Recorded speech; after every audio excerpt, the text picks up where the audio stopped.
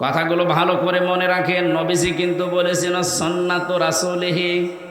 আমার দুই পাশেই দুইজন আলেম বসে আছে, ওখানে মুহাদ্দিস বসে আছে। নবীজি কি বলেছিলেন আমি তোমাদের জন্য আমার হাদিস রাখলাম? কি বলেছিলেন?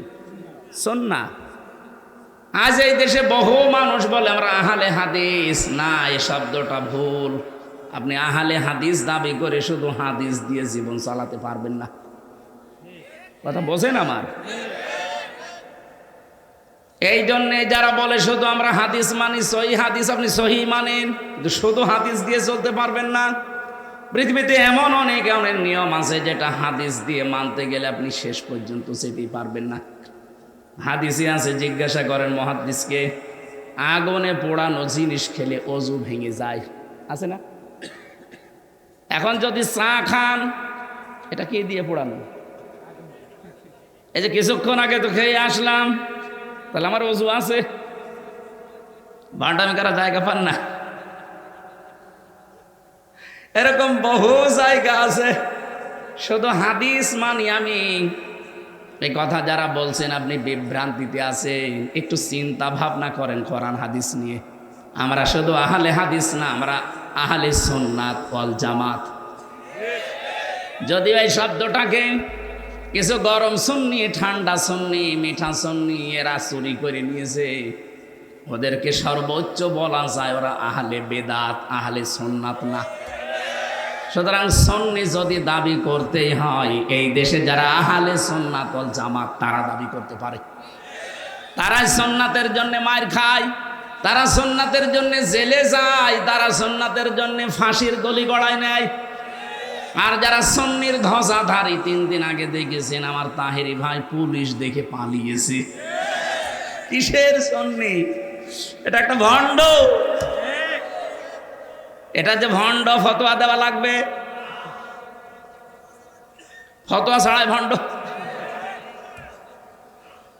কারণ ইসলামের রাম আর বামরা, জালেমরা মিলে যত ক্ষতি না করেছে এই দেশে, এই মাজার পূজারী যারা সুন্নির নাম নিয়ে বাংলাদেশে ইসলামের ক্ষতি তার চাইতে বেশি করেছে।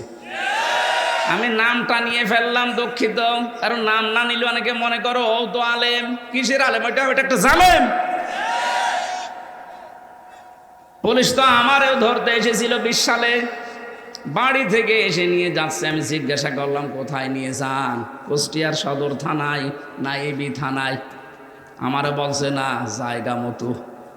জায়গা মতো কোথায় বলা যাবে না। এরা কয়েক কিলোমিটার যাওয়ার পরে আমার চোখ খুলে দিল, আমার হাতের হ্যান্ডকাপ খুলে দিয়ে বলছে হুজুর মাফ করে দিয়ে। কোথায় নিয়ে যাচ্ছি? এবার বলছি ঢাকা। ঢাকা কোথায়? এইটা বলা যাবে না। পরবর্তীতে দেখলাম আমি মিনি আয়না ঘরে আছি। বেগটায় আমি যেতে পারিনি, মিনিটায় ছিলাম, ছোট যেটা। এখানে যে কষ্ট দেয়, বেগ যেটা বড়, যেটা আয়না ঘর, এখানে যে কি কষ্ট দিয়েছে। এরপরও অনেকে লেডি ফেরাউনের প্রশংসা করে, ওর সাফাই গায়। আপনি মানুষ, আপনার উপরে তো ঝড় যায়নি। আপনার বাবা যদি ওই রকম আয়না ঘরে থাকতো 10 বছর, তখন টের পেতেন যে হাসি নাকি।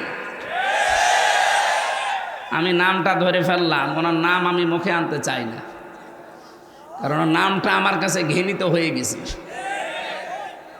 হিটলারের নাম শুনলে যেমন আমার ভেতরে রাগ হয়, চেঙ্গিস খানের নাম শুনলে যেমন রাগ হয়, ইয়াজিদের নাম শুনলে যেমন রাগ হয়, ওর নাম শুনলে এরকম এখন মুসলমানদের রাগ হয়।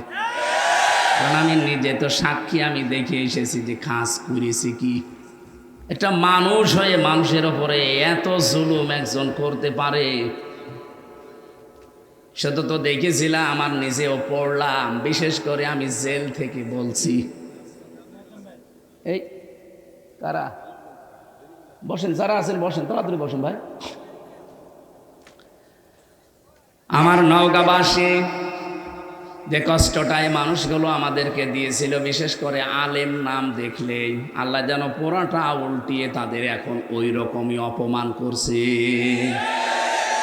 ইন্নামা নুমলি লাহুম লিয়াজদাদু ইসমা ওয়া লাহুম আযাবুম মুহিন। সূরা আলে ইমরানের ভেতরে আল্লাহ জানিয়েছেন মানুষের পাপের বোঝা যখন পরিপূর্ণ হয়ে যায় ওই মানুষকে আল্লাহ অপমানজনক শাস্তি দেয়। এই আয়াতটা যে কত বাস্তব তার প্রমাণ এই কালামানিক কলার পাতা শুইয়েছে আল্লাহ, অথচ সুপ্রিম কোর্টের বিচারপতি, এমনকি ওর বিসিও উড়ে গেছে। হ্যাঁ, ওর এখন বউ টেকে কিনা আল্লাহ জানে, কারণ বেশি না থাকলে থাকবে। হ্যাঁ, ওই দেখেন ভোটের পাচ্ছে। বাকিগুলোর অপমানের কথা নাই বললাম, তাদের যে চরিত্র শয়তান পর্যন্ত অত নিচে নামে নাই, ওদের যা এখন ভিডিও ক্লিপ বের হচ্ছে। মানুষ আল্লাহ ঠিক যেন পুরাটা উল্টিয়ে দিয়েছে। আলেমদের প্রতি যে যেইভাবে অত্যাচার করেছিল আল্লাহ ঠিক তাকে তার চাইতেও বেশি দেখিয়েছে। ওই যে যেটা পিসকে হুজুর বলে, রফিকুল ইসলাম মাদানি হুজুর আমার সাথে ছিল 2 মাস। ও আমারে মাঝে মাঝে রাতের বেলা ঘুম ভেঙে গেলে গল্প শোনাতো। হামজা ভাই রাত 12টা 12:30টায় আমার হাতের ছিলে নিয়ে গেল, আমার পোশাক আশাক সব খুলে ফেলেছে, পোড়া উলঙ্গ করেছে আমারে, আমার হাতে একটা সিগারেট ধরিয়ে দিয়েছে। একটা অর্ধ উলঙ্গ মেয়ে লোক নিয়ে এসে আমার পাশে দাঁড় করিয়ে ওর কাঁধের ওপরে হাত দিয়ে বলছে সিগারেট টান। চারিদিকে যারা দাঁড়িয়ে আছে সব তো অস্ত্র নিয়ে, কারণ 2 দিকের রাস্তা ব্লক করা। কি করব, কিচ্ছু করার নেই। অসহায় হয়ে বলেছিলাম এক এসআইকে, ভাই আপনারা যা করছেন এটা কি হারুন সাহেব জানে না? মানে উনি তো করাচ্ছে। আমি তো অসহায়, এরপর আমি তো মাজলুম, নিজে এমনিতে ছোট মানুষ। যে মহিলাকে ওরা ভাড়া করে নিয়ে এসেছিল আমার চাইতে মনে হচ্ছে ডবল। ওরা আমি কাঁধে হাত দেব কি করে, এইভাবেও আমি সোয়া পাই না। আমার এই পর্যন্ত আমার বালিশ আর ওর বালিশ পাশাপাশি, যখন ওই ফাঁসির কন্ডেম সেলের ভেতরে ছিলাম, আমার পা চলে যায়, ওর আমার মাজার কাছে পড়ে থাকে। এতটুকু মানুষ, এত অসহায় মনে হচ্ছিল। চোখের পানি ছেড়ে দিয়ে মাজলুমের দোয়া যেহেতু কবুল হয়, বললাম রব্বুল আলামিন তুমি তো সব দেখতে পাচ্ছ। যে লোকটার উপরে এত ভরসা করেছি যে এই লোকটা অন্তত জানলে আমাদের অপমান করবে না, অথচ শুনলাম সেই নাকি এগুলো করাচ্ছে। আমাকে যেভাবে পুরাটা উলঙ্গ করে ওরা এখন ছবি তুলে জাতিকে দেখাবে আমি নাকি এইরকম, তুমি অবশ্যই কিছু দেখিও।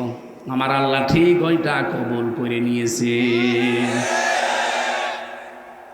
ছোট হুজুরের আর কি দেখা গেছে, যাই হোক দেখা গেছে যেই লোকটার ইশারায় এটা হয়েছে আল্লাহ তার 3 ইঞ্চি, কথা বলে না কেন,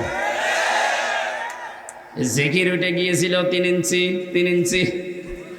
আর মহিলারাও জিকির করতো 3 ইঞ্চি। কি গো, কি এটা কি? ওই হারুন আঙ্কেল এমনি আল্লাহ এগুলো করেনি, এদের পাপের বোঝা পরিপূর্ণ হয়ে গেছে। পরশুদিনও আমি গিয়েছিলাম কিশোরগঞ্জের মিঠামইন এলাকায়, দেখলাম যে রিসোর্ট বানিয়েছে, ওনার যে বেতন সরকারিভাবে আমি তো জানি, কিয়ামত পর্যন্ত চাকরি করলেও ওই রিসোর্ট বানানো সম্ভব না। ওখানে থাকতে সর্বনিম্নই লাগে 10,000 এক এক রুম ভাড়া, আর ঊর্ধ্বে আছে 1 লাখ 1.5 লাখ। 1 রাত থাকবেন আপনি মাত্র একটা রুম নিয়ে, সর্বনিম্ন ভাড়া 10,000, উপরে যত বেশি আছে। এমন কোনো জিনিস করে না এই হাওড়ের ভেতরে যে নেই, যা মনে চাবে আপনি তাই পাবেন। এই টাকাগুলো তো ফেরেশতারা দিয়েছে। বলেন, আমার মতো হামজাকে বাড়ি থেকে নিয়ে এসে বলছে 50টা মামলা দেব, সঙ্গে সঙ্গে 10 লাখ টাকা দিন। আমার মতো মানুষকে যদি এ কথা বলতে পারে বলেন, আর উপরে যারা তাদের কি করিস? এই জন্য পাপের বোঝা যখন মানুষের পরিপূর্ণ হয়ে যায় ওই মানুষকে আমার আল্লাহ ছাড় দেয়, কিন্তু ছেড়ে দেয় না। আমি যে শব্দ নিয়ে বলছিলাম, যারা আহলে হাদিস দাবি করছেন আপনি ভুল পথে আছেন, বসেন এক জায়গায় আলেমদের সাথে, আপনি প্রমাণ করে মিলাতে পারবেন না। আপনি যদি এত হক আহলে হক দাবি করেন, আপনার আহলে হাদিসের নামের ভেতরে এতগুলো দল কেন? শুধু আহলে হাদিস এই নামের ভেতরে 7 দল। আপনি যদি সভাপতি সেক্রেটারি পদের লোভ নাই থাকবে, তে এতগুলো দল খুলে বসে আছেন কোন কারণে? নিজেদের ভেতরে তো আপনার মিল নেই। কথা বলে না কেন?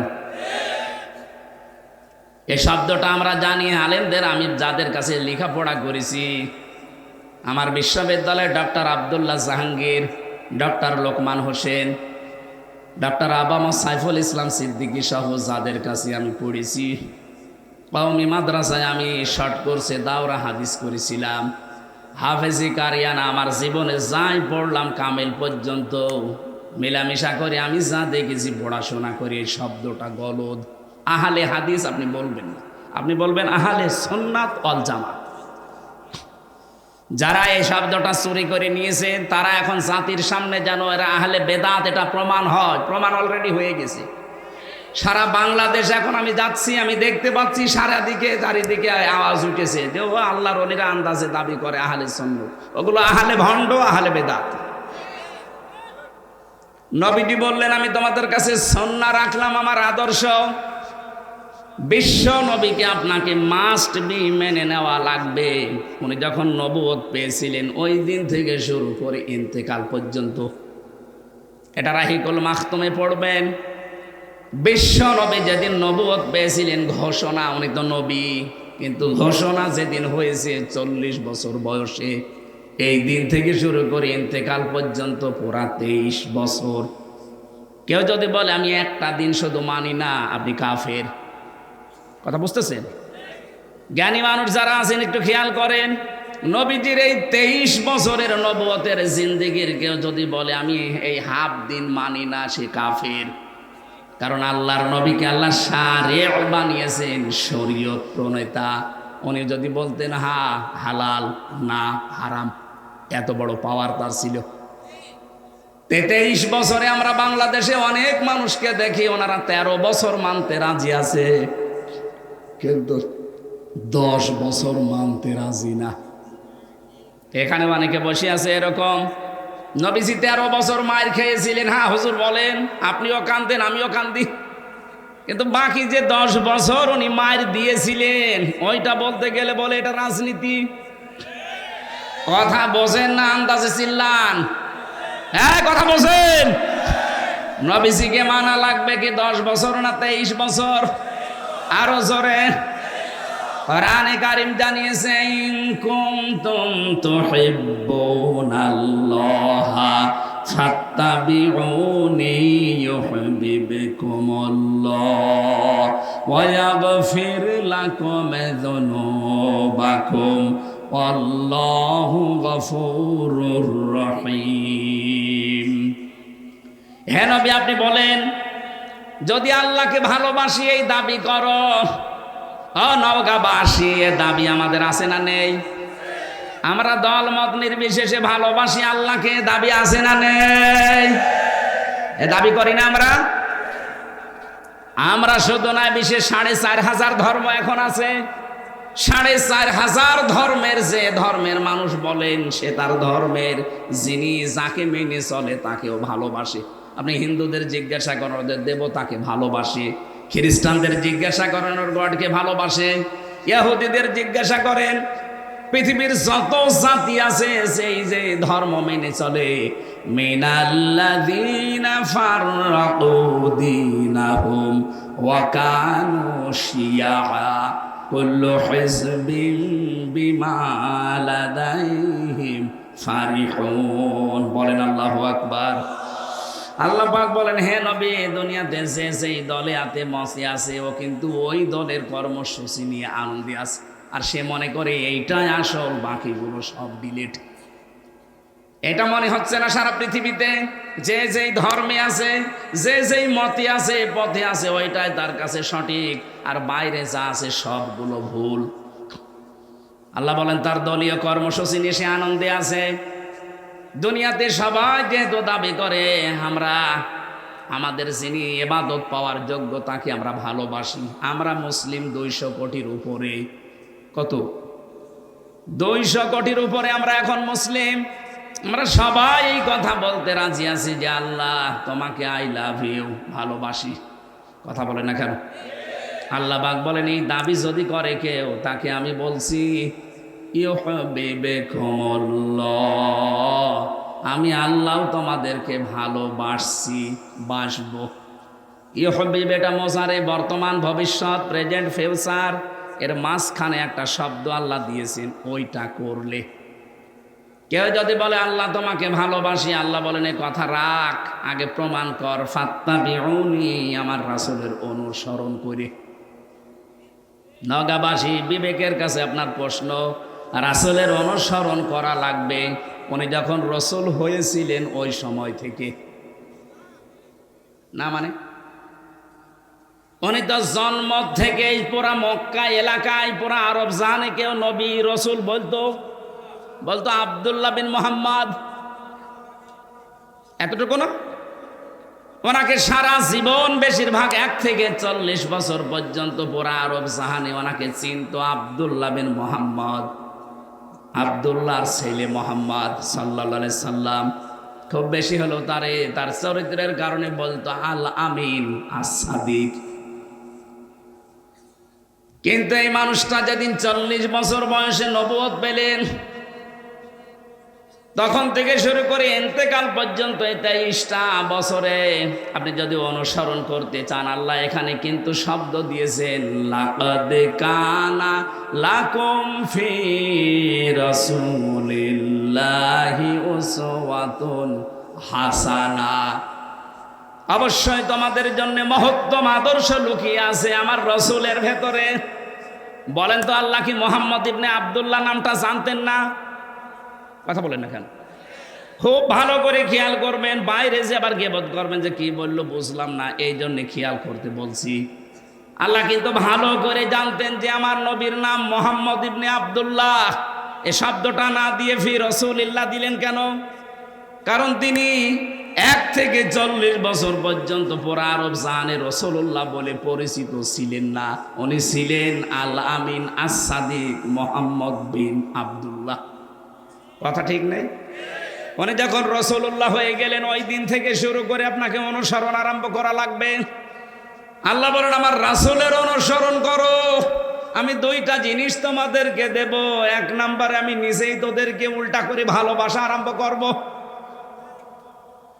শব্দটা আপনি বলেন তো আলেম, মুহাদ্দিস মানুষ বলেন তো, ইউহিব্বুকুমুল্লাহ, এটা কি মোজারে নামাজি?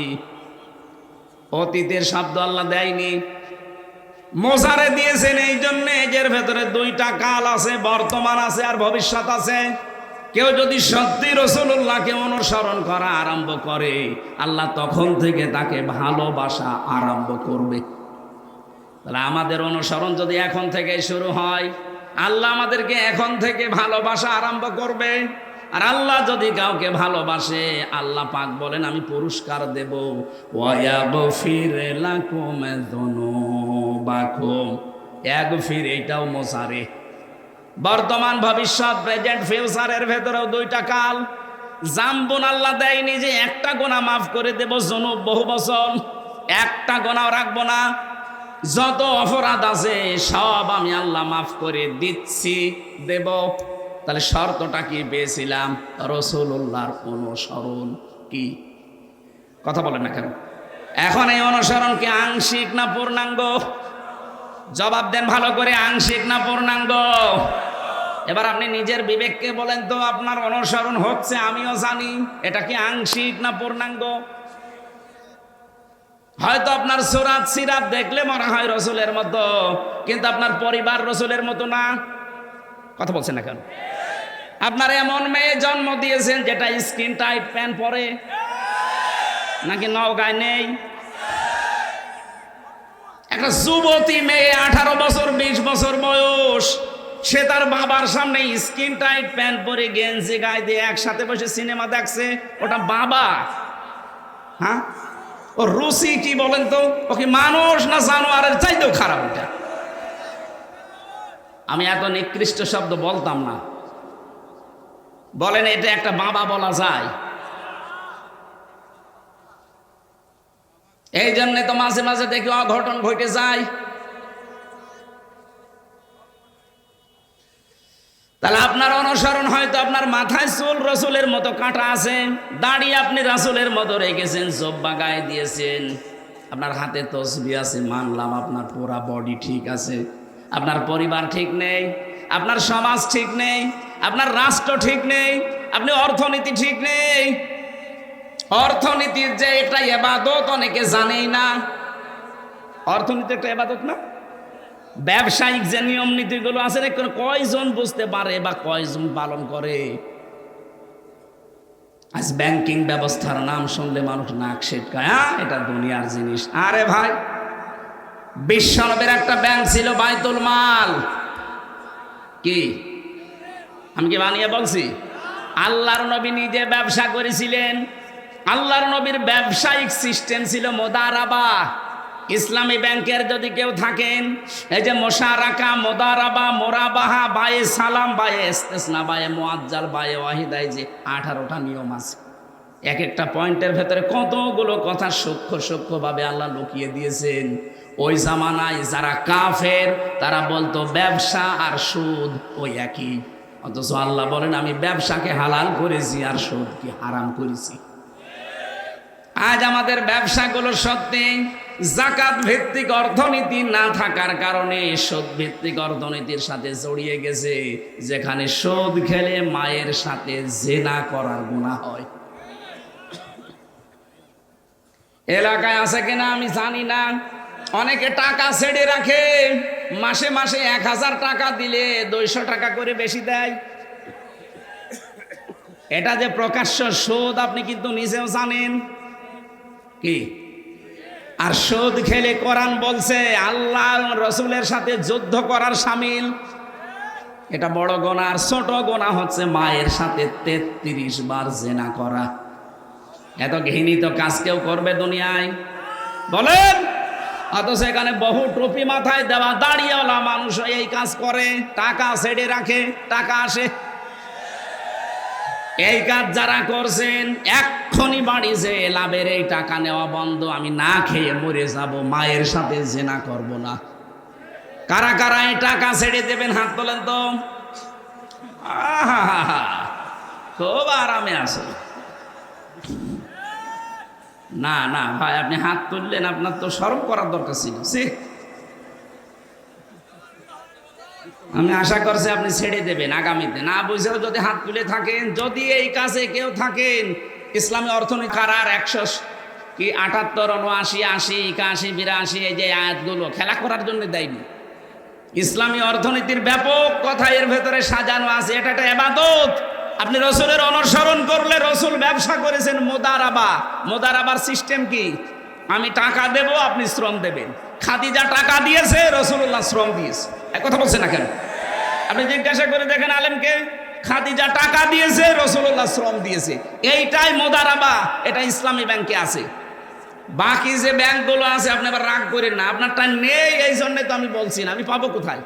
আমি কি জোর করে আপনার সাথে লাগাবো? আপনার ওখানে আছে প্রকাশ্য সুদ। বলেন ইসলামী ব্যাংকে? হ্যাঁ আছে।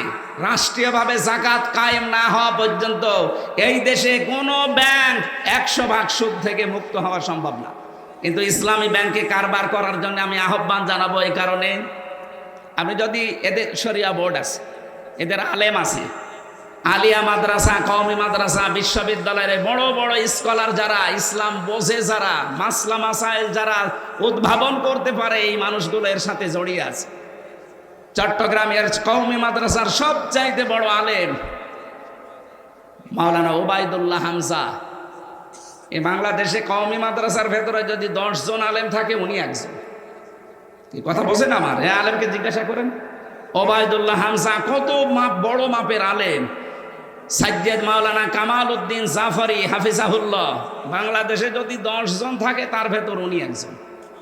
এই জন্য আপনি নির্দ্বিধায় ইসলামী ব্যাংকে চোখ কান বুঝে কাজ করবেন। যদি গোনা হয় ওদের হবে, কারণ যাকাত ভিত্তিক অর্থনীতি যতদিন কায়েম না হয় ততদিন আপনার অসুবিধা নেই। নবীজি নিজে 13 বছর মক্কায় নামাজ পড়েছে না পড়েননি? বলে না কেন? কিভাবে পড়লেন? কারণ তখনও তো কাবা শরীফের ভেতরে 360টা মূর্তি। উনি কি মূর্তির সামনে নিয়ে নামাজ পড়লেন না? মানে এবার আপনি বলেন তো, নবীজি নিজে 360টা মূর্তির সামনে নিয়ে কাবা শরীফে নামাজ পড়লেন, ওনার নামাজ হয়? হয়েছে এই কারণে, কারণ ওনার হাত ছিল না। উনি যে মূর্তিগুলো সরাবে ওই অবস্থায় উনি নেই। ওই নবী মদিনা থেকে রাষ্ট্র ক্ষমতা হাতে নিয়ে যখন ফিরে আসলেন, এবার আর মূর্তির সামনে নিয়ে নামাজ পড়ে নাই, নিজের হাতে হযরতে আলীকে সাথী করে ভেঙেছেন। আপনি ইসলামকে ওই জায়গায় আগে তুলে দেন। দেখেন এই দেশের ব্যাংকিং ব্যবস্থা, এই যে অগ্রণী, সোনালী, রূপালী, চৈতালি, যত ব্যাংক আছে একটাতেও সুদ থাকবে না, আমি গ্যারান্টি দিচ্ছি। বিশ্বের বহু মুসলিম দেশে আমি গিয়ে দেখেছি যেখানে সুদ নেই, তাদের ব্যাংক চলছে না? চলছে। তাদের জাকাত ভিত্তিক অর্থনীতি রাষ্ট্রীয়ভাবে আছে। আমাদের রাষ্ট্রীয় জাকাতের নিয়ম নীতি রাষ্ট্রীয়ভাবে সরকারিভাবে কায়েম করে দেন, এক সলির মধ্যে 4 আনা ওষুধ খেতে পারবে না। তাহলে এটা যে যতদিন কায়েম না হয় ততদিন আপনি তো কারবার করবেন, নামাজ পড়বেন না। মূর্তির সামনে নিয়ে তো এখন নামাজ পড়া লাগছে। সুতরাং যতদিন ইসলামী দেশে রাষ্ট্রীয়ভাবে কায়েম না হয় ততদিন আমার মনে হয় এই দেশে ইসলামী ব্যাংকের উপরে যেহেতু আর কিছু নেই, আপনি পাবেনও না। এই জন্য আমি একেবারে নির্দ্বিধায় বলতে পারি, আপনি এই জায়গায় কাজ কারবার করেন, রসুলের অনুসরণ আংশিক করলে হবে না। বিশ্বনবী নিজে রাজনীতি করেছেন না করেননি? আপনি রাজনীতির কথা শুনলে খালি উল্টা পাল্টা দিকে যান। মানে আমার মনে হয় নবীজি যদি এখন বেঁচে থাকতো, শয়তান নবীজিকেও বলতো নবী মনে হয় ওই দলের। কি কথা বলেন এখন? আল্লাহর নবীর আন্তর্জাতিক যে নিয়ম নীতিগুলো ছিল আপনি ওইগুলো ফলো করেন। এখন যদি বলেন হ্যাঁ আপনারা করেন না, করবো কি করে? আমার 100 জনের মাত্র 15 জন মানুষ আমরা এই দেশে, 100 জনের 15 জন মানুষ আমরা এই দেশে রাষ্ট্রীয়ভাবে ইসলাম কায়েম হোক এটা চাই। এটা আগস্টের 5 তারিখের আগের বর্ণনা। এখন এই 3 মাস 10 দিনের রিপোর্ট পাল্টিয়ে গেছে। আল জাজিরা রিপোর্ট দিয়েছে বাংলাদেশে এখন 100 জনের 58 জন মানুষ চাচ্ছে এদেশে কোরআন কায়েম হোক। এটা যদি সত্যি আর কিছুদিন যেতে দেন, আমার তো মনে হচ্ছে যে হারে মানুষ ইসলামে ঝুঁকতেছে, কারণ অনেক কিছুই দেখা শেষ। কোরআনের বাংলাদেশ, 54 বছর তো আমরা দেখলাম কম বেশি, না দেখি নাই? বলেন, বাবা চালিয়েছে, চাচাও চালিয়েছে, কারো স্বামী চালিয়েছে, কারো বউ চালিয়েছে, আর আপাতত চালাইলো। এখন শুধুমাত্র দেখতে বাকি আছে আল্লাহর কোরআন দিয়ে দেশটা চললে কেমন দেখা যায়। মুসাফির অবস্থায় আছি আমি, এখনো মাজলুম অবস্থায় আছি, অসুস্থ আছি এখনো। দোয়া করছি এই লক্ষ মানুষ নিয়ে, আল্লাহ দুনিয়ায় যদি তোমার কিছুই ভালো না লাগে আমাদের জীবনের, অন্তত মুসাফিরের দোয়া তোমার নবীজি বলেছে ফেরত আসে না। বড় আশা নিয়ে আকাঙ্ক্ষা নিয়ে আমরা বলছি, বাংলাদেশে চরম চোখে 56,000 বর্গ মাইল কোরআনের হাতে তুলে দাও। তাহলে রাসূলের অনুসরণ করা লাগবে কি আংশিক না পূর্ণাঙ্গ? আরো জোরে বলেন। এই পূর্ণাঙ্গ অনুসরণ যখন আপনি করতে যাবেন তখন মনে করবেন যে আল্লাহ আপনাকে কেবল ভালোবাসা আরম্ভ করল। আমি কথা বোঝাতে পেরেছি? তার মানে এখনো এই দেশে অনেক পীর, অনেক আলেম, অনেক বক্তা, অনেক মুফাসসির, অনেক মুহাদ্দিস, অনেক শাইখুল হাদিস এখনো আল্লাহর ভালোবাসায় পাওয়া আরম্ভ করেনি, যাদের পূর্ণাঙ্গ অনুসরণ নেই। এই যে আজকে রমজান ভাই বলছিল মাওলানা মামুনুল হককে, মাওলানা আমির হামজাকে যেদিন ধরা হয় ওই দিন যদি দেশের মানুষগুলো যারা তাওহীদি জনতা, বিশেষ করে 48,000-এর উপরে পীর আছে এই দেশে। আরে ভাই, ইমানের সংজ্ঞা তো পড়েছেন আপনিও, মান রামিনকুম মুনকারান ফালিয়ুগাজ্জিরহু বিয়াদিহি ফাইল্লাম ইয়াস্তাতি'উ ফাবিলিসানিহি ফাইল্লাম ইয়াস্তাতি'উ ফাবিকলবিহি ওয়া যালিকা আযাফুল ঈমান। বুখারী শরীফের হাদিস। হযরতে আবি সাঈদ খুদরি থেকে বর্ণিত, বিশ্বনবী বলেন, তোমাদের ভেতরে কেউ যদি অন্যায় কাজ দেখে সে যেন হাত দিয়ে বাধা দেয়। হাত যদি প্যারালাইজড হয়, পারে না, তাহলে মুখ দিয়ে সে যেন বলে। মুখের যদি জোর না থাকে সে যেন অন্তরে পরিবর্তনের চেষ্টা চালায়। এইটাও যদি পরিকল্পনা কারো না আসে, এটা ইমানের সর্বনিম্ন স্তর। এটাও নেই আপনার ভেতরে ইমান নেই, আপনি একটা বেঈমান। যখন আস্তে আস্তে করে রমজান মাসে আলেমদেরকে ধরে ধরে জেলে দিচ্ছিল, এদেশের তাওহীদি জনতা যারা ইমানের সর্বনিম্ন স্তরও ছিলেন, যদি সবাই এক বাক্যে 48,000 পীরগুলো যদি নেমে পড়তো যে না, কোনো আলেমকে বিনা কারণে জেলে যেতে দেব না, কোনো জালেমের খবর হতো না। আমি তো ভেতরে যেয়ে দেখেছিলাম অনেক জালেম ভয় ছিল, অনেক জালেম তারা নিজেরা বলা করতো না এগুলো ঠিক হচ্ছে না, দেশের জনগণ যদি খেপে যায় তখন আমাদের কিন্তু উল্টাপাল্টা হয়ে যাবে। ভেতর থেকে তো বাইরে প্রকাশ করব কি করে, আমাদের তো 24 ঘন্টা ফাঁসির কন্ডেম ছিল তারা মারা। এই জন্য ভাবতাম যদি কথাগুলো বাইরে পৌঁছিয়ে দিতে পারতাম, এ বিনা কারণে এই আলেমদেরকে বাংলাদেশে বছরের পর বছর জেলে থাকা লাগতো না। কারণ ওরা তো জানে যে আমরা অবৈধ, ওদের তো ভয় আছে একটা। আজকের সভাপতি দেখলাম শামসুজ্জোহা খান, সাবেক সংসদ সদস্য, লিখেছেন ইনি কত সালের এমপি আমি জানি না, যদি 2008 থেকে 24 পর্যন্ত কেউ এমপিতে পাশ করে নাম দেয় যে সাবেক এমপি, এটা অবৈধ। কারণ আপনাকে আমরা ভোট দেইনি, 8 সাল থেকে শুরু করে 24 পর্যন্ত কোনো নির্বাচন হয়নি, সবগুলো পাতানো। কথা বলেন না কেন? সুতরাং যারা 8 সাল থেকে 24 সাল পর্যন্ত এমপি মন্ত্রী, কোনোদিন পোস্টারে লিখতে পারবেন না সাবেক এমপি সাবেক মন্ত্রী। আপনি এতটুকু লিখতে পারেন সাবেক চোর, না আর একটু বেশি করে লিখবেন যে সাবেক ডাকাত। কারণ আপনি ভোট ডাকাত, আপনি ভোট চোর, এইটা লিখবেন, অসুবিধা কি? কথা বলে না কেন? আপনি এই শামসুজ্জোহা খানের মতো সাবেক এমপি লিখতে পারবেন না, কারণ এটা নির্বাচনে এমপি, আর আপনি ইলেকশনে না। অথচ এখন যারা পালিয়ে গেছে 2 বোন একসাথে, এরা এখন ছড়াচ্ছে আমরা নির্বাচিত ছিলাম, আমাদেরকে উৎখাত করা হয়েছে। এত বড় ডাহা মিথ্যা কথা একটা হাজী সাহেব বলতে পারে? ও হাজী সাহেব সারা জীবন মিথ্যা বলছে, এই জন্য মুখে বাঁধে না। ওদের এই মিথ্যা কথার কারণে সারা পৃথিবীর 257টা রাষ্ট্রে এ বাংলাদেশের ভাবমূর্তি নষ্ট হয়ে যাচ্ছে। নিজেরা ষড়যন্ত্র করে তো পারেনি, এখন উল্টা করে হিন্দুদেরকে কাজে লাগিয়েছে যে দেশের ভেতরে বিশৃঙ্খলা তৈরি করে। আমার মনে হয় তাবলীগ জামাতের যে 2 গ্রুপের ভেতরে এক গ্রুপ এই সাদপন্থী যারা, আমার মনে হয় এদের পেছনে ওই 2 বোনের হাত আছে। নয়তো কোন কারণে আপনি 4 জন মানুষকে জবাই করলেন? তদন্ত করলে আমার মনে হয় বেরিয়ে আসবে। এখন ছাত্রলীগের নাম আসতেছে, এরা জবাই করেছে, তদন্ত করে রিপোর্ট দেন। আমার মনে হয় 100 ভাগ না, আমার কেমন সন্দেহ হচ্ছে, কারণ যেভাবে জবাইয়ের ধরন দেখলাম, এটা ছাত্রলীগ ছাড়া অন্য কেউ করতেই পারে না। এতদিন শুধু আন্দাজে নাম দিয়েছে ছাত্র শিবির, জামাত ইসলাম, রক কাটি। কে বলেছে আপনাকে? একটা প্রমাণ বাংলাদেশে আছে যে কারো রক কেটে দিয়েছে?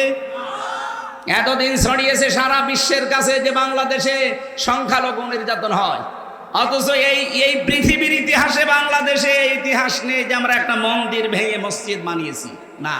অথচ ভারতে আজকেও মসজিদ ভাঙিয়ে দিয়েছে। মসজিদগুলো ভেঙে ভেঙে ওরা এখন মন্দির বানাচ্ছে। সারা বিশ্বের বিভিন্ন দেশে মাটির নিচে কেউ তেল পায়, কেউ গ্যাস পায়, কেউ লোহা পায়, কেউ স্বর্ণ পায়। আর এই প্রতিবেশী নামের কলঙ্ক, এই হারাম জাদাগুলো, এরা নাকি মাটির নিচে শুধু মসজিদের জায়গায় মন্দির পায়। বলে এখানে 500 বছর আগে মন্দির ছিল, এই জন্য ভেঙে আমরা আবার মন্দির বানাচ্ছি। জবাই করা দরকার শয়তানগুলোকে। আর এই কিছু হকার আছে মলম, এই মলম সাংবাদিক যেইগুলো, আমার মনে হয় ওদেরকে বাংলাদেশের এই হিজড়াদের হাতে দিয়ে দেওয়া দরকার, কামড়িয়ে খেয়ে ফেলবে। বিশেষ করে ময়ূখ রমজানকে, শয়তান, এ কি মানুষ? বাংলাদেশ থাকবে না। বাংলাদেশ থাকে থাক, না থাকে না থাক, তোর ইন্ডিয়া থাকবে কিনা দেখ। 7 সিস্টার আমার মনে হচ্ছে থাকবে না, কারণ যা আরম্ভ করেছেন আপনি মুসলমানের গায়ে হাত দেননি, সরাসরি আল্লাহর ঘরে হাত দিয়েছেন। আল্লাহ আবাবিল পাঠিয়েছিলেন তার ঘরকে রক্ষা করার জন্য, সে আল্লাহ এখন আর নেই। বলেন, কাবা শরীফ যদি আল্লাহর ঘর হয়, বাবরি মসজিদ কার ঘর? এই ঘরকে আপনার ভেঙ্গে টুকরা টুকরা করে রাম মন্দির বানিয়েছেন। আল্লাহ বসে আছে, ছাড় দিয়েছে, ছেড়ে দেবে না। ভারত আজ হোক কাল হোক টুকরা টুকরা হবে। আজকেও দুইজন কুলাঙ্গারকে পিটিয়ে দেশের জনগণ হাসপাতাল পাঠিয়েছে সকালবেলা। ওরা নিজেরা এখন কন্ট্রোলে নেই। ওদের পেঁয়াজগুলো, রসুনগুলো, এরপরে ওদের ঝাল, আলু সব বর্ডারে পৌঁছতেছে। আমাদেরকে ভয় দেখায় যে না খাওয়িয়ে মারবে। আমাদের খাবারের মালিক কি তোরা? কে বলেন? পৃথিবীর 200 কোটি মুসলমানের আর কিছু না থাকে, ঈমান আছে যে আমাদের খাবার শুধুমাত্র আল্লাহ দেয়, কারণ তার নাম রাজ্জাক। তার নাম কি? ওদের খাবারের কি হবে চিন্তা কর। আমেরিকা কালকে কি বলেছে দেখেননি? পরশুদিন ডোনাল্ড ট্রাম্প যে 16 লাখ ভারতীয়কে সব ফেরত পাঠাবো, জানুয়ারির 20 তারিখে ওর শপথ। যাতে মাতাল হলো তাহলে ঠিক আছে, আর ও তো এক রোকা। দেখেন কি করে। যদি সত্যি এটা করে, মোদির গদিতে আগুন লেগে যাবে। ধুতি সামলাতে সামলাতে শেষ। এখন বলছে চট্টগ্রাম নিয়ে নেব। আরে দাদা, আপনি কি যৌতুক নেবেন? আর মেয়ে তো পালিয়ে গেছে, কিসের যৌতুক? ও মেয়ের বিয়েই তো আমরা মানি না, পালানো মেয়েকে এখনো মেনেই নেয়নি, যৌতুক তো আরো দূরের কথা। আর যার সাথে পালিয়েছে ওর সাথে কি মেয়ে বিয়ে দেওয়া যায়? ওর হচ্ছে ফুল হাতা আর আমাদের হাফ হাতা। ওর ফুল হাতা না তো দাদা, যতদিন হাফ হাতা না হবে ওর সাথে তো মুসলমানের বিয়ে দেওয়া যায় না। আর দাদার যে বয়স, এই বয়সে যদি এখন হাফ হাতা করা লাগে, ও গোড়া থেকে কেটে বাদ দিয়ে। তাছাড়া ও মুসলমানি দিতে ও হাসাম পাবেন কোথায় বুড়ো বয়সে? ও পাকা জিনিস এখন কাটতে গেলে তো সমস্যা। দেখা যাচ্ছে হাসামে ডাক্তারে বললো ঠিক আছে নিয়ে আসেন, ও আগা কাটতে যে গোড়া কেটে দিচ্ছে। ওর বিয়ে করার স্বাদ মিটে যাবে। ভারতে এখন নিয়ে নেবে চট্টগ্রাম। এ দেশের 1 ইঞ্চি না হাফ ইঞ্চি মাটি যদি কেউ চোখ রাঙিয়ে নিতে চায়, আমার মনে হয় দেশের 18 কোটি মানুষ জীবন দিলে 36 কোটি দাদা নিয়ে জীবন দেবে।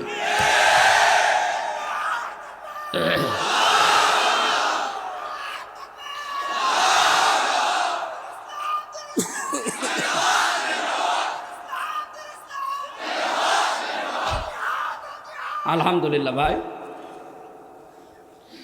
আমি যে কথাটা বলার জন্য পর্যন্ত নিয়ে এসেছিলাম, বিশ্ব নবীর অনুসরণ করা জীবনে যদি আমাদের থাকে, আমাদের আর চিন্তা নেই, কারণ আমাদের আখিরাত তৈরি হয়ে গেছে। পেছনের অপরাধ আল্লাহ মাফ করে দিয়ে আমাদেরকে আল্লাহ তার বানানো বাগান ওই জান্নাতে প্রবেশ করিয়ে দেবেন। বলেন আমিন। ও নওগাঁবাসী, বিশ্বনবী যে 2টা জিনিস ছেড়ে গিয়েছিলেন, তার একটা আল্লাহর কিতাব, 2 নাম্বার তার সুন্নাহ। এখনো যদি সত্যি আমরা আঁকড়িয়ে ধরার সিদ্ধান্ত নিয়ে শক্ত মজবুত ভাবে ধরতে পারি। হাদিস পড়েছিলাম, নবীজি বলেন শেষ জামানায় তোমরা কোরআন আর হাদিসকে মাড়ির দাঁত দিয়ে শক্ত করে ধরবা। চিন্তা করলাম, দাঁত তো সামনে আরো 32টা আছে, এগুলোর নাম রে মাড়ির দাঁতের কথা বললেন কেন? ব্যাখ্যায় পড়েছি হাদিস। আমি বিস্তারিত বলতে গেলে সময় কভার হবে না, এই জন্য তাড়াতাড়ি করছি। নবীজি বোঝাতে চেয়েছেন যে মাড়ির দাঁত দিয়ে কোনো মানুষ কিছু ধরলে শক্ত করে ধরে। আজ আন্তর্জাতিক বিশ্বের যে চাপ, বিশেষ করে যে ষড়যন্ত্রে দাদারা আরম্ভ করেছে, বাংলাদেশে এখনো পর্যন্ত জালেমদের কিছু প্রেতাত্মা আছে, তারা যা আরম্ভ করেছে, এখান থেকে মুক্ত হওয়ার জন্য এই বাংলাদেশে এখন সবচাইতে বড় দায়িত্ব আল্লাহর কোরআন আর হাদিসকে মাড়ির দাঁতের মতো শক্ত করে আঁকড়িয়ে ধরা। আল্লাহ গ্যারান্টি দিয়েছেন, মা আনসালনা আলাইকাল কুরআনা লিতাশকা। কারণ আমি তাশকার জন্য নাজিল করি নাই, আপনাকে বিপদে ফেলবে, কষ্ট দেবে না। আঁকড়িয়ে ধরেন, দেখেন আপনাকে আমি উপরে তুলে দেব। আল্লাহ জানেন এটা আঁকড়িয়ে ধরার মাধ্যমে যেখানে তোলার কথা ওই জায়গায় যেন আমাদেরকে তুলে দেয়। বলেন আমিন। আমি ওই রকমই আয়াত পড়েছিলাম আজকে, সূরা কাসাস। মুসা আলাইহিস সালামের জীবনে দিয়ে আল্লাহ আরম্ভ করেছেন, পৃথিবীর মানুষকে কিছু শিক্ষা আল্লাহ এখান থেকে দিতে চান।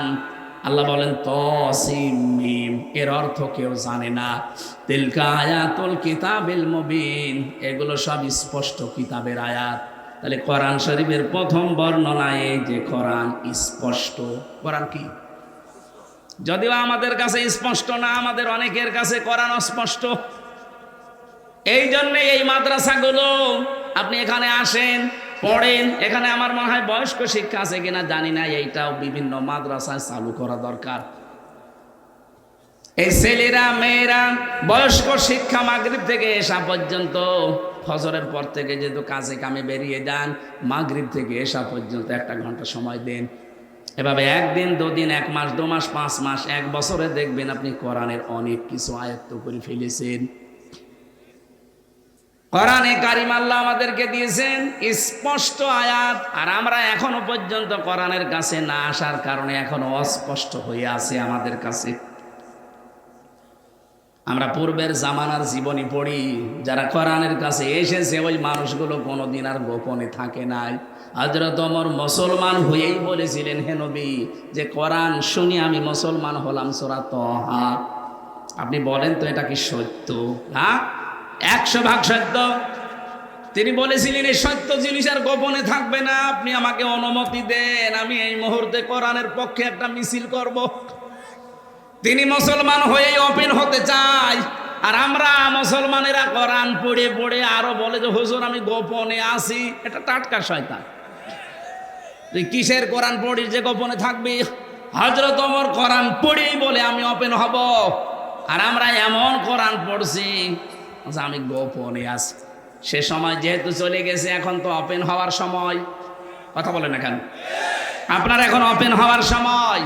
আল্লাযী আলহামদুলিল্লাহিল্লাযী আনজালা আলা আবদিহিল কিতাবা ওয়া লাম ইয়াজআল লাহু ইওয়াজা। সব প্রশংসা আল্লাহর জন্য, যিনি তার বান্দার প্রতি এমন একটা কিতাব দিয়েছেন যে কিতাবের ভেতরে কোনো বক্ষতা নেই, কোনো গোপন কথা নেই, বাঁকা কথা নেই। যারা আজ মারিফতের কথা বলে বলে মানুষদেরকে মায়ের পথ দেখায়, নাম দিয়েছে মারিফত, অথচ দেখায় মায়ের পথ। কথা বলে না কেন? ভাব ধরেছে উনি বুজুর্গ। কিসের বুজুর্গ? ওটা বেজির্গ। আপনাকে মারিফত বলতে কিছু নেই। এটা শব্দটা হচ্ছে উরফুন থেকে। আরাফা ইয়ারিফু মানে পরিচিত হওয়া। আরাফাতের ময়দানে যেহেতু আদম হাওয়া এসে পরিচিত হয়েছিলেন, জায়গাটার নামই হয়ে গেছে আরাফাতের ময়দান। আর ওই শব্দটাকে গোপন বিষয় বলে মানুষদেরকে কোরআন থেকে সরাতে চায়। এটা এক শ্রেণীর মানুষের দেশে কাজ করছে। স্পষ্টভাবে বলছে কোরআনে কোনো গোপন কথা নেই, যা আছে সব ওপেন কথা। কিছু জিনিস যেটা আল্লাহ জানায়নি ওইটা বাদ, যেমন তহা, ইয়াসিন, তসিম, মিম, আলিফ, লাম, মিম, এগুলো আল্লাহ বাড়ে আর কেউ জানে না। আর রাসূলুল্লাহকে আল্লাহ জানিয়েছেন, উনি আমাদেরকে বলেননি, ও পর্যন্ত যাবার দরকার নেই। কিন্তু বাকি যত আয়াত আছে কোনো আয়াত অস্পষ্ট না, সব স্পষ্ট। আপনি এর কাছে আসেন, বসেন, পড়েন, দেখবেন গভীরে যত যাবেন তত আনন্দ পাবেন। আমি কোরআনে কারিমের একটা আয়াত এই কয়েকদিন আগে চিন্তা ভাবনা করে আমার এই দৃষ্টিতে আমি আশ্চর্য হয়ে গেছি। সানুরিহিম আয়াতিনা ফিল আফাকি ওয়া ফি আনফুসিহিম। এটা সূরা হামিম সাজদার শেষের দিকে আছে।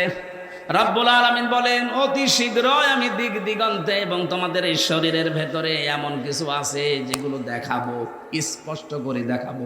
হাত্তা ইয়াতাবাজ্জানা লাহুম আন্নাহুল হক, যতক্ষণ পর্যন্ত আমি যে সত্য এটা প্রমাণ না হয় ততক্ষণ দেখাবো। আমি বহু কিছু পেয়েছি, আমার একটা বিষয় খুব আশ্চর্য লাগে। কম্পিউটার এখানে ভেড়িয়ে দিলে আমি দেখাতে পারতাম।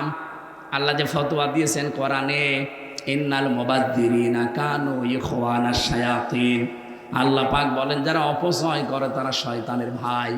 এ ফতোয়া দিয়েই তিনি শেষ করেননি, তিনি নিজে এটা মেনেছেন আগে। আমাদের এই যে অফি আনফুসিহিম, তোমাদের শরীরের ভেতরেও দেখো। কি দেখবো?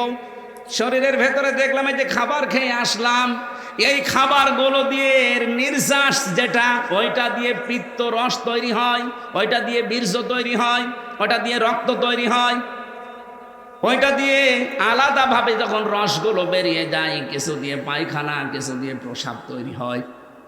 কম্পিউটার ভেড়িয়ে খালি মানব দেহটা লিখবেন, দেখবেন মাথা থেকে শুরু করে পুরাটা এমনিতে সেজদা দিতে বাধ্য হবেন। আমি ওইটা মিলিয়ে দেখলাম আল্লাহ যে ফতোয়া দিল আমি অপচয় করি না, তাহলে পিত্ত রসটা কি করে? খাবার যতক্ষণ আপনার পেটে আছে, ওই পিত্ত রস যেটা দামি সবচাইতে, কারণ খাবারের নির্যাস দিয়ে তৈরি, ওটা ফোঁটা ফোঁটা ফোঁটা ফোঁটা পড়তে থাকে। খাবার যতক্ষণ আছে ওটা পড়লে খাবার হজম হয়, যতক্ষণ খাবার না থাকবে শেষ হয়ে যাবে। কারণ খাবার খাওয়ার 1 ঘন্টার ভেতরে পেটে আর খাবার থাকে না, ওটা টয়লেট হয়ে যায়। যতক্ষণ খাবার থাকবে ততক্ষণ পড়বে, খাবার নেই যেহেতু দামি জিনিস আর পড়বে না, তাহলে তো অপচয় হবে। আল্লাহ নিজের কথাই নিজে মানবেন না, এই জন্য অটোমেটিক আল্লাহটা বন্ধ করে দেয়। কালকে সুবহানাল্লাহ বলবেন।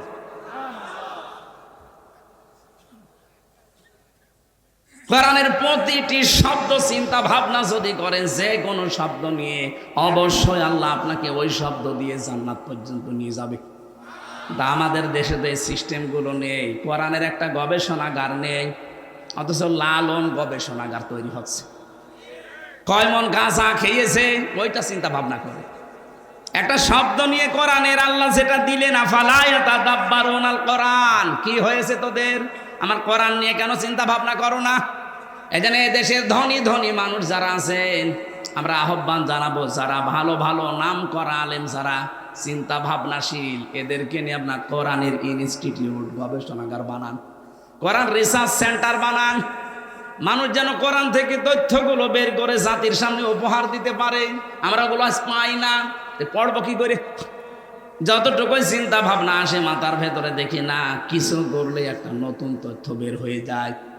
বলেন তো, এই চিন্তা যদি কোনো খ্রিস্টান করে, যে কি অপলক সৃষ্টি এটা, বলেন তো অপরূপ। খাবার থাকলে পড়বে, খাবার না থাকলে কে বন্ধ করছে? ওটা আল্লাহ নিজে বন্ধ করে দিচ্ছে। আল্লাহ বলেন, হাত্তা ইয়াতাবায়্যানা লাহুম আন্নাহুল হক আওয়ালাম ইয়াকফি বিরাব্বিকা আন্নাহু আলা কুল্লি শাইইন শাহীদ।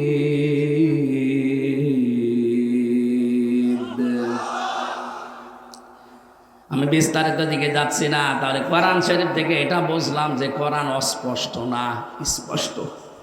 এবার আল্লাহ আমাদেরকে মনে হচ্ছে হাত দিয়ে ডাকছেন, এই এদিকে আয়।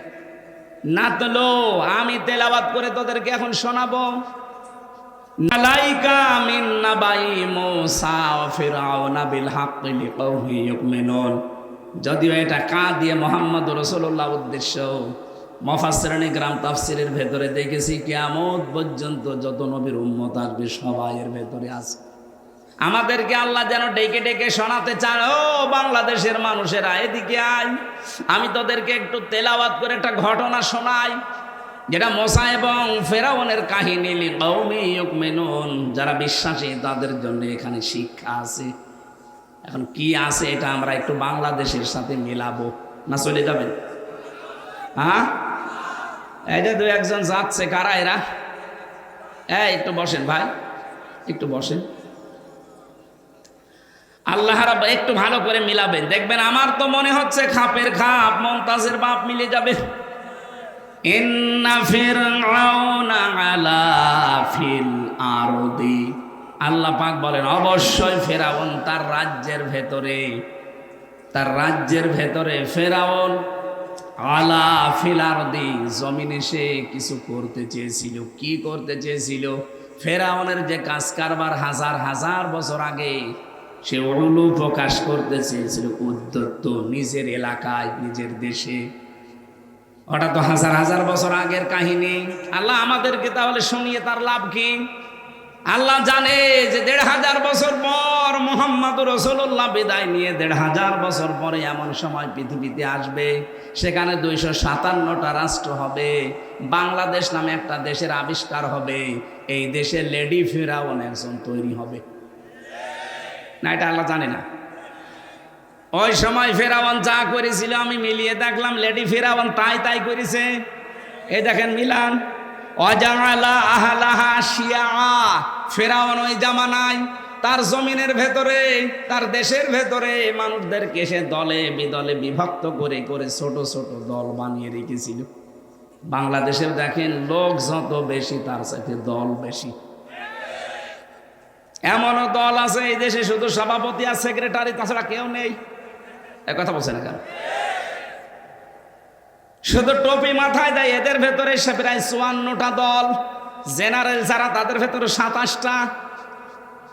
নবীজি বলেছিলেন আমার উম্মতের ভেতরে 72 কাতার হবে, শুধু একটা কাতার জান্নাতে যাবে, বাকি সব যাবে জাহান্নামে। 73 কাতারের। আমি যদি ওই সমস্ত দলকে কাতার বানাচ্ছি না, আমার ওটা আবার আলাদা সাবজেক্ট। আমি ফেরাউনের কর্মসূচি আপনাকে বলছি। আল্লাহ বলেন ওর প্রথম কাজ ছিল এইটাই। এদিকে তাকান, ওর প্রথম কাজ ছিল মানুষকে দলে বিদলে বিভক্ত করে রেখেছিল। ওর উদ্দেশ্য ছিল মানুষ যত বেদলে বিভক্ত হবে আমার ক্ষমতা তত পাকাপোক্ত হবে। কারণ মানুষ এক জায়গায় না হতে পারলেও প্রতিবাদ জানাবে কি করে? যারাই আসে তারা 5 জন, এরা আসে এরা 8 জন, ওরা আসে ওরা 2 জন, খালি সভাপতি আর সেক্রেটারি কেউ নেই। এরা সবাই যদি এক হয়ে এক বাক্যে আসতো তাহলে তো আমার যে চেয়ার, এ চেয়ার থাকার কথা না। এই জন্য ওর প্রথম কাজ ছিল যেভাবেই হোক দলে বিদলে বিভক্ত করে রাখা লাগবে। বাংলাদেশে আজ মানুষের ভেতরে এত দলের পেছনে ভারতের দায়ী। ওরা গোপনে গোপনে আমাদেরকে এই কাজ করায়। আমার সাথে যেগুলো আলেম ছিল তারা মনে মনে আমাকে এই কথা বলেছিল যে আজ হুজুরদের ভেতরে এত দলের পেছনে এই কাজ করছে। যদিও এটা ওপেন সিক্রেট বলা ঠিক হয়নি। এদের তালে পা দেবেন না, এটা ফেরাউনের চক্রান্ত। ফেরাউন বলেছিল আমি কেন এটা করতে চাই জানো? তাদেরকে আমি দলে বিদলে বিভক্ত করে দুর্বল করে রাখতে চাই।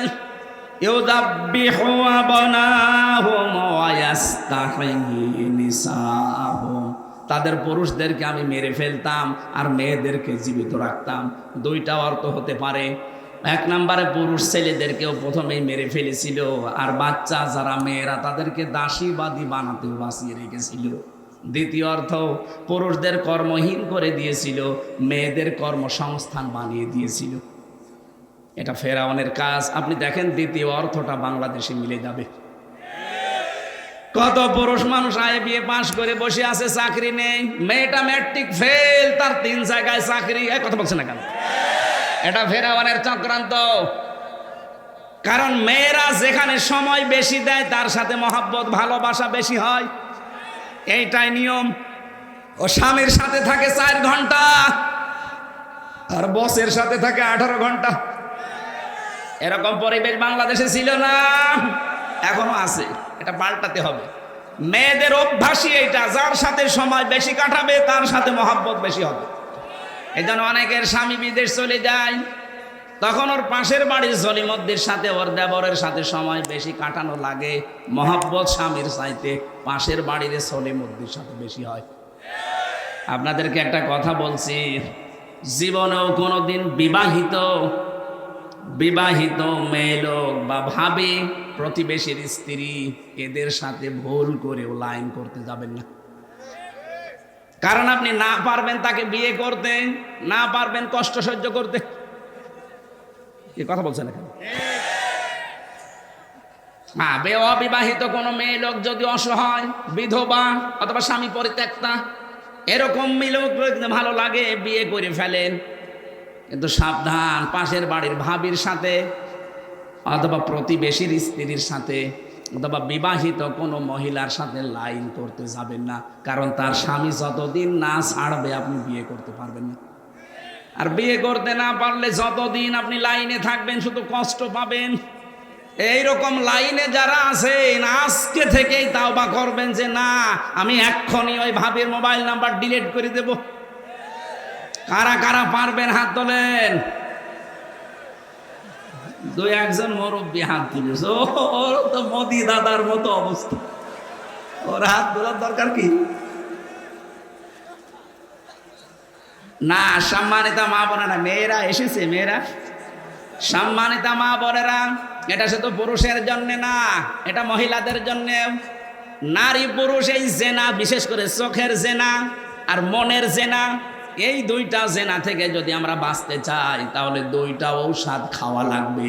সূরা নূর 18 নম্বর পারা 12 নম্বর পৃষ্ঠা 7 নম্বর লাইনের 30 নম্বর আয়াত। এটা وقل للمؤمنين يغضوا من أبصارهم ويحفظوا فروجهم ذلك أزكى لهم আমি সহ যারা এখানে আছি, নারী হোক আর পুরুষ হোক, মাত্র 15 দিন এই ঔষধটা খাবেন। এলাপতি, হোমিওপ্যাথি না গাছগাছড়া? আল্লাহর নিজের বানানো ঔষধ। আল্লাহ বলেন মুমিন পুরুষদেরকে এবং মুমিন নারীদেরকে বলে দেন, তারা যেন পর নারী পর পুরুষ থেকে প্রথমে তাদের চক্ষু নিম্নগামী করে। 14 জন পুরুষ আর 14 জন মহিলা বাদ দিয়ে যার সামনে যত কিছু পড়বে আল্লাহর ঔষধ আজকে থেকে খাওয়া লাগবে। এই যে আজকে মহিলারা এসেছে, এরাও যদি সামনে পড়ে যায়, আর ওটা যদি আপনার মা হয় আপন মা, যদি খালা হয় আপন খালা, যদি নিজের বোন হয় আপন বোন, নিজের মেয়ে হয় আপন মেয়ে, নিজের ফুফু হয়, নিজের পুত্রবধূ হয়, এরকম 14 জন মহিলা এবং 14 জন পুরুষ, বাবা ছেলে, নিজের আপন ভাইয়ের ছেলে, আপন বোনের ছেলে, নিজের মেয়ের জামাই, এরকম 14 জন পুরুষ 14 জন মহিলা বাদ দিয়ে সামনে যেই পড়বে সঙ্গে সঙ্গে আল্লাহর কথা মনে করে চোখ নিচের দিকে করবে। যদিও শয়তান ওদেরকে জাল হিসাবে রাখবে, তারপরও শক্ত কন্ট্রোল করেন নিজেকে। 2 নম্বরে লজ্জা স্থানের হেফাজত করা। ইল্লা আলা আজওয়াজিহিম আও মা মালাকাত আইমানুহুম ফাইন্নাহুম গায়রু মালুমিন। আল্লাহ পাক বলেন নিজের জায়েজ স্ত্রী ছাড়া অন্য কোনো কারোর স্ত্রী কামনা করাই জায়েজ নেই। করা না, শেষে হর্ষাই আছে, করাই জায়েজ নেই। অথচ যারা আজ পরকীয়া প্রেম করছি বলে এক জিনিস আর আমি কতদিন কি করব, এই জন্য অন্য জায়গায় লাইন করেছি। আপনি যদি এই কথা বলেন তো আপনার বউ তো এই কথা বলতে পারে যে ও ছাতায় এক জিনিস আর পর দিন আমি আর এক জায়গায় করি। এই যে নিজের স্ত্রীর প্রতি আজ আকর্ষণ নেই, অন্যের বউ দেখলেই কেমন যেন আকর্ষণ হয়, ভালো লাগে, এমনি না। এই কারণে, কারণ আমার লজ্জা স্থান এবং চোখের হেফাজত নেই, এই জন্য অন্যের বউ দেখলে খুব ভালো লাগে, নিজেরটা দেখলে আর ভালো লাগে না। খালি 15 দিন ঔষধ খাবেন, 15 দিন দেখবেন নিজের স্ত্রীর প্রতি আকর্ষণ বাড়বে, নিজের স্ত্রীর প্রতি চাহিদা বাড়বে। পৃথিবীর অন্য কোনো মহিলা যত সুন্দর হোক, দেখলে আপনার কাছে আর ভালো লাগবে না। এই ঔষধটা খাওয়া যাবে না? এক কথা বলে না কেন? ফেরাউন যা করেছিল, মেয়েদেরকে কর্মসংস্থান দিত আর পুরুষদেরকে অকর্মা করে রাখতো। এই লেডি ফেরাউন তাই করেছিল। ও মানুষকে বোঝাতো যে আমরা সমান অধিকার দিতে চাই, এদিকে যে জারজের কারখানা তৈরি হচ্ছে ও টের পাচ্ছে। নিজের ছেলে বিয়ে দিয়েছে খ্রিস্টান মহিলার সাথে, বলে আহলে কিতাব। কিসের আহলে কিতাব? পৃথিবীতে শুধু মুসলমান ছাড়া বাকি যা আছে সবগুলো কাফের। সে ইহুদি হোক, খ্রিস্টান হোক, বৌদ্ধ হোক, হিন্দু হোক, মাজুসি হোক, সব কাফের। আপনি যদি প্রমাণ করতে পারেন যে ওরা মুসলমান, কারণ কোরআন আসার পরে সবগুলো ডিলিট হয়ে গেছে, আর বলে না উনি আহলে কিতাবের মেয়েদের বিয়ে করেছে, ভণ্ডামি করার জায়গা পান না। ওর পাশে যারা থাকতো তারা ওকে বোঝাইতো আপনার অসুবিধা নেই, খ্রিস্টান মেয়ে তাতে কি, ও তো আহলে কিতাব। আমি এই কথা সিঙ্গাপুরে বলেছিলাম, এই কারণে আমার উপর ওদের রাগ। আমাদেরকে কাফের বললো। আরে ভাই, কাফেরকে কাফের বলবো, অসুবিধা কি? এই জন্য আমার আর জাতি দেয় না, আমার মতো এই লোকের চেহারা ওনারাও ঢুকতে দেয়। সত্য কথা বলতে সে নিজের দেশ হোক আর সিঙ্গাপুর হোক, মালয়েশিয়া হোক আর আমেরিকা হোক, কোনো জায়গায় আমি পিছপা হয়নি, কোনোদিন হব না। এটা যদি সিঙ্গাপুরে মরণের আগে যেতে না দেয় আমার কোনো দরকার নেই, কিন্তু সত্যটা তো জানা লাগবে যে কাফের, আপনি কাফের। ইমান ভাঙার 10টা কারণ আছে না হুজুর? তার ভেতরে 7 নাম্বার কারণ, কাফেরকে কেউ যদি কাফের মনে না করে সেও কাফের। এক কথা বলেন না কেন? আপনি কাফের, আপনাকে আমি কাফের বলবো না মুসলমান বলে আমি কি আমার ইমান হারাবো? আল্লাহ পাক বলেন ইন্নাহু কানা মিনাল মুফসিদিন, ও ফ্যাসাদ সৃষ্টিকারী ছিল। এবার আল্লাহ আমার তার নিজের আশা ব্যক্ত করছেন, ফেরাউন তো এই কাজ করেছিল। ওয়া নুরিদু আন্নামুন্না আলাল্লাযীনা নুস্তাদিফু ফিল আরদি ওয়া নাজআলাহুম আইম্মাতাও ওয়া নাজআলাহুমুল ওয়ারিসিন। আমি আল্লাহ একটা আলাদা ইচ্ছা করলাম। আমার ইচ্ছা কি, ফেরাউন যেই দলটাকে কোণঠাসা করে রেখেছিল, এই যে হাজার হাজার দলে বিভক্ত করে একটা দলকেও টার্গেট করে কোণঠাসা করে রেখেছিল, অত্যাচার জুলুম নির্যাতন করে ছোট করে রেখেছিল, ওই দলটা মুসা নবীর দল। কথা বলে না কেন? আমি আল্লাহ চাইলাম মুসা নবীর এই দলের উপরে আমার মানান করতে। মানান মানে অনুগ্রহ, দয়া।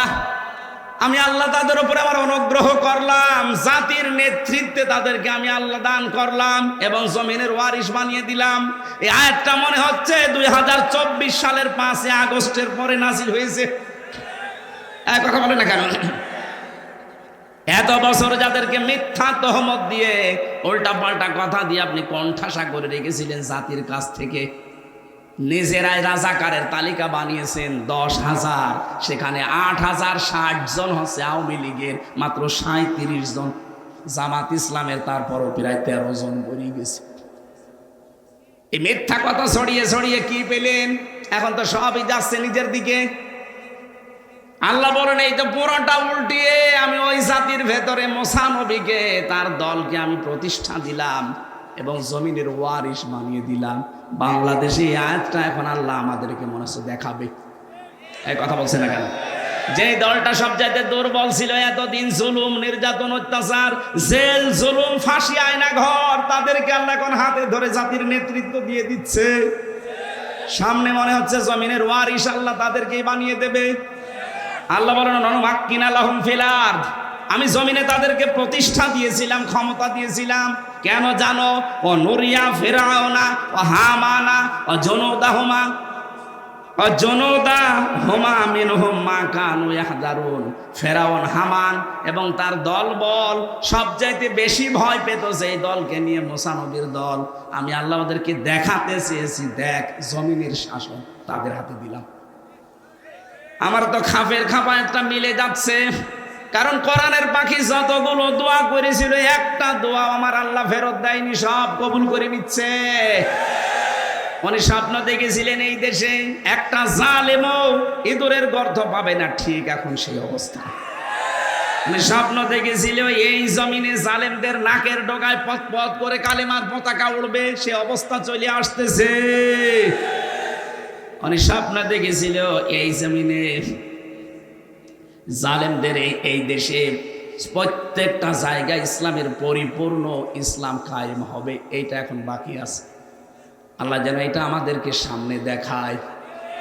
যেহেতু নবীদের দোয়া আল্লাহ ফেরত দেয়নি, লাকাদ সাদাকাল্লাহু রাসূলাহুর রুইয়া বিল হক, অবশ্যই আল্লাহ তার রসুলের স্বপ্নকে সত্য রূপ দিয়েছিলেন।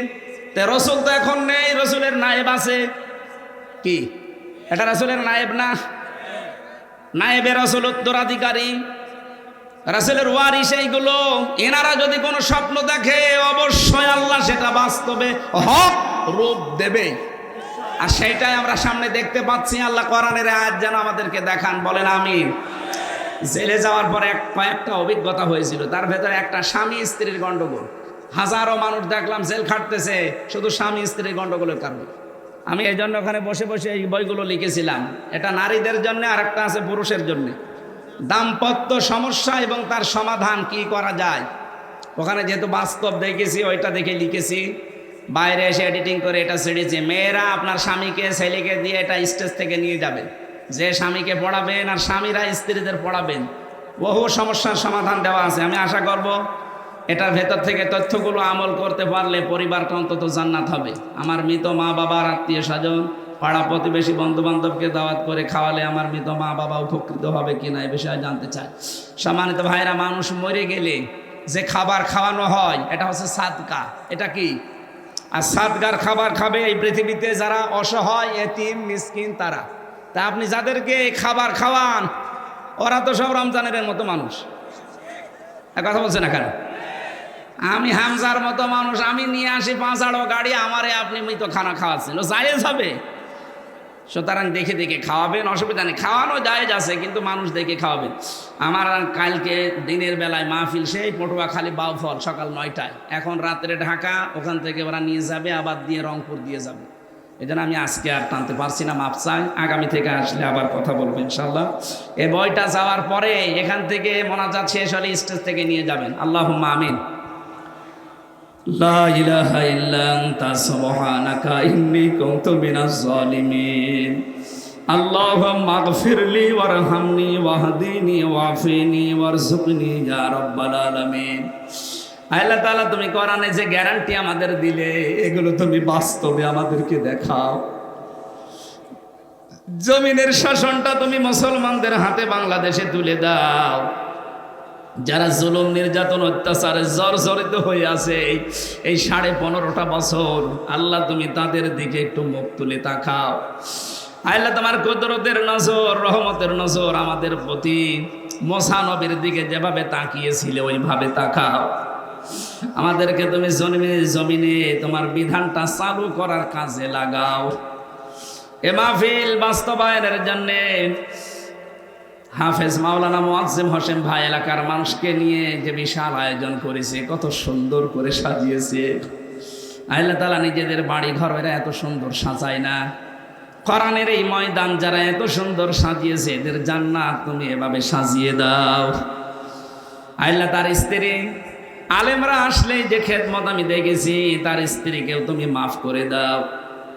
আল্লাহ তাআলা তার সন্তান 2টা দিয়েছো, মেহেরবানি করে আরাফাত এবং আরেকটা ছোটটা, 2টাকেই কবুল করে নাও। আমার সভাপতি বড় ভাই জনাব মাওলানা আলহাজ রফিকুল ইসলাম, আল্লাহ রফিক মানে বন্ধু, তুমি বন্ধু হিসাবে তাকে কবুল করে নাও। আমাদের প্রধান অতিথি ইঞ্জিনিয়ার আলহাজ রমজান আলী, আমার আরাফাতের ভাই, আল্লাহ তার জীবনটাকে তুমি ইসলামের জন্য মঞ্জুর করো। তার স্ত্রী সন্তান যেগুলো দিয়েছো সহি সালামতে রাখো। রমজান আলী ভাইয়ের বাবা মাকে মাফ করে দাও, তার শরীরটা তুমি সুস্থ রাখো, দ্বীনের জন্য তাকে তুমি কবুল করো।